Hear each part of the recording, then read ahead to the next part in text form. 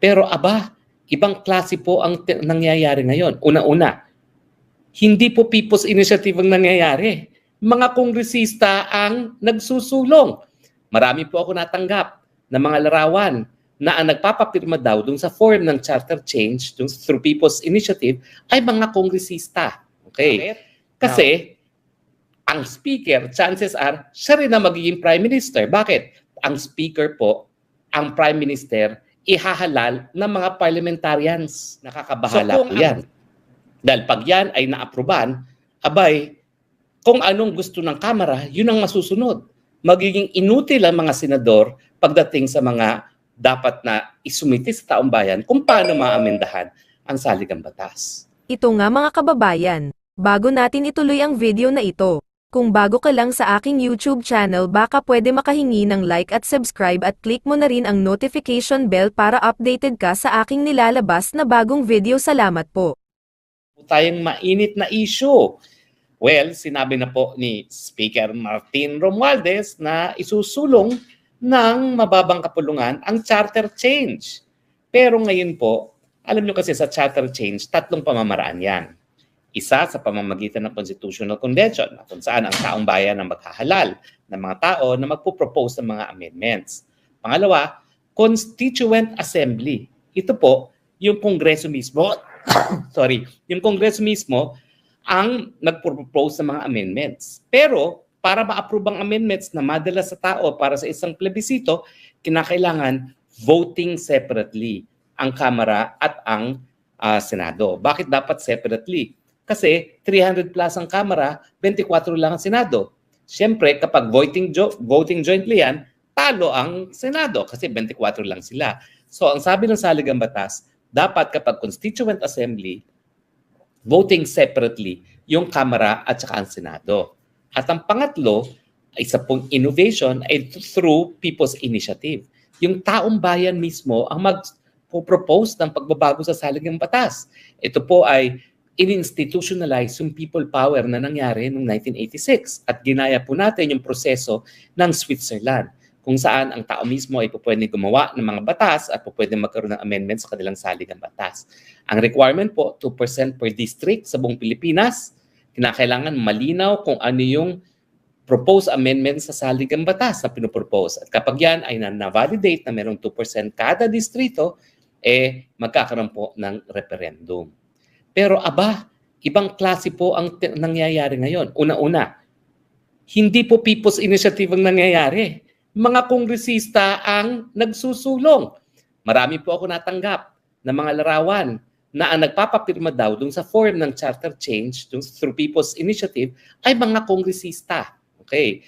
Now, nakakatawa nga dahil ang mga nakuha pang mga larawan ay galing sa Bicol kung saan hindi naman nanalo si PBBM. Lenny Country. Pero dahil alam naman po natin na isang Bicolano ang chairman ng very powerful Commission on Appropriations, baka siguro nandiyan at napakalakas ng initiatives. Dahil alam naman natin, number one supporter siyempre ni Speaker Martin Romualdez, ang chairman ng Committee on Appropriations. Actually, kaibigan ko po yan. No? So siguro, trabaho lang yan. Intindihin na lang natin. No? Dahil hindi naman siya magiging Committee on Appropriations chairman kung hindi talaga may tiwala sa kanya yung speaker. At siyempre, dahil may tiwala sa kanya, isusulong naman niya yung interest ng speaker. So malinaw na gusto nila mag-amenda ng saligang batas. Pero alam nyo ba, ang kanilang gustong amendahin ay kung paano magkakaroon ng Constituent Assembly. Ang gusto nila, ang Kongreso pa rin ang gagawa ng mga proposed amendments na dadalhin sa taong bayan.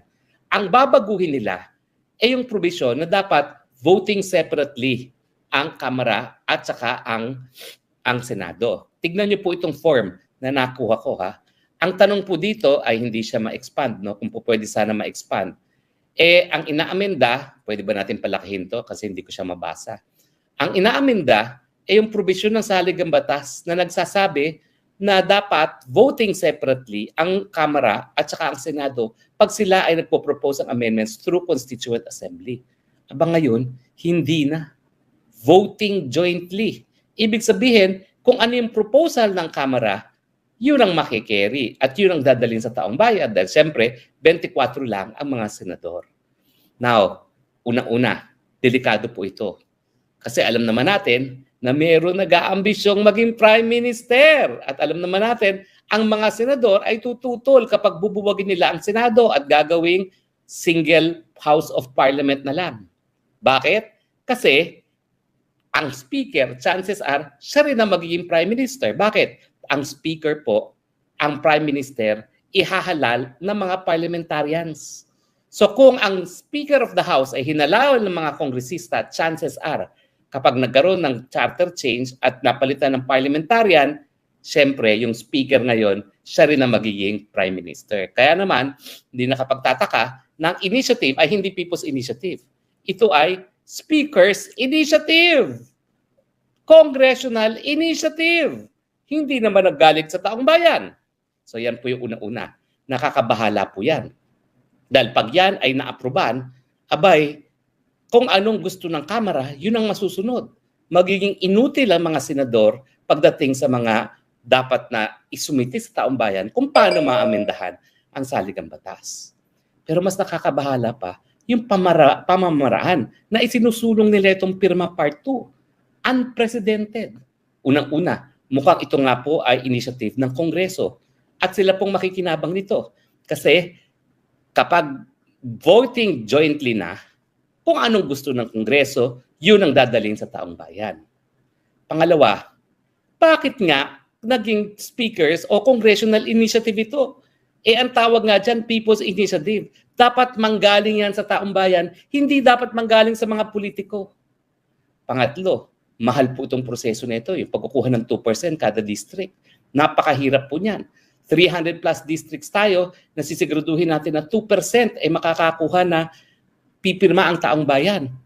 Siyempre po, magastos yan. O, saan ang kinukuha ang pondo? Siyempre, kung yan ay initiative ng Kongreso, manggagaling na naman yan sa pondo ng Kamara de Representante. O yan, magagalit na naman sila. Sasabihin nila, naku, fake news na naman. Saan kukunin ng pera dyan? Hindi naman paggagastos yan. Pagkagagastosan yan galing sa bulsa ni Speaker. Sigurado ako dyan. Then gagamitin nila, kaba ng bayan, yung budget ng Kongreso. Pwede ba naman yun, People's Initiative, naging Congressional Initiative and funded by Congress? Pang-apat, kung gano'ng kabulok ang eleksyon, gano'n din kabulok itong Pirma Part 2. Bakit? Namimigay po ng kwarta.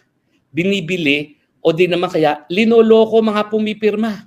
Ang reports na nakuha ko, yung mga payout ng AIX at kung ano-ano pang mga ayuda galing sa gobyerno, pinapipirma yung mga tao. Ang akala nila para sa ayuda yan. Hindi nila alam para na pala sa charter change. Bakit kinakailangan linlangin ng taong bayan? Kinakailangan sabihin ang katotohanan para naman maging tunay na people's initiative ito. Di ba po? Napakagarapal naman ang ginagawa nila. Para lang masunod ang gusto ng Kongreso, bibilhin ang boto at ito nga po ang balita, 100 pesos kada pirma. 50 pesos bago ka pumirma, 50 pesos pagkatapos ka pumirma. Mantakin nyo yan. 2% per district. 100 pesos per 2% per district. Ilan bang ating botante? Sabihin na natin na ang ating botante aabot siguro ng, kung hindi ako nagkakamali, tignan natin magkano ang registered voters. Kasi yun ang basihan po yung registered voters. Titignan ko po para hindi tayo ma-fake news tignan po natin kung ilan ang registered voters sa Philippines. Tanungin natin si Google, registered voters Philippines. Okay? Ilan yan? Okay. Number of registered voters 2019 to 2021. Ayan. Anong nakasulat dito? 2019, 2022. Yan po ay 65.75. Kung 2% yan na kinakailangan na kada distrito po, hindi po pwedeng cumulative. Dapat sa lahat ng distrito. Ang 1% po ng 6.5 ay, ang 6.5 million, ang 10% niyan ay 6.5 million. Ang 1% niyan ay 650. Okay? Tama ba? Ang 10% 6.5. Ang 1% ay 65. So ang 2% is 110. Pero kinakailangan po 100,000 votes kada distrito. More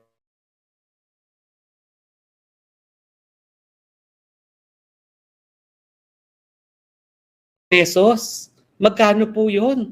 O, i-compute natin. Napakalaking halaga po yan. O, 100, okay, 65 million times 10%. Hindi, mali. 65 million voters. O, times 2%. Okay? Equals 130. Mali. 65 million, ako palpak talaga ako sa mata. Pasensya na ako. Times 2%. Yan. Lumalabas is, bakit ganito 130? Anyway, basta napakalaking halaga. Hundreds of millions of pesos po. At sino po magpopondo niyan? I doubt kung personal na pondo po ng speaker na yan. So, ang mga nakakaduda dito sa pangyayaring ito, una-una, hindi galing sa taong bayan ng initiatives, galing sa mga kongreso. Number 2, ang babaguhin, para ang kongreso lang ang magdedesisyon kung ano yung pagbabago sa saligang batas na isusumite sa taong bayan. Binaliwala ang Senado. Pangatlo, bakit kinakailangan bilhin ang pirma ng taong bayan at bakit kinakailangan linlangin ng taong bayan kung para saan yung pirma na yan. At siyempre, ang huling tanong natin, sino ba talaga nagsusulong nito? Dapat naman, alam natin, ang gagalingan sa Kongreso, aminin nila kung sino talaga nagsusulong nito. Dahil kung hindi po galing sa taong bayan yan, hindi po yan People's Initiative. Tama ba ho?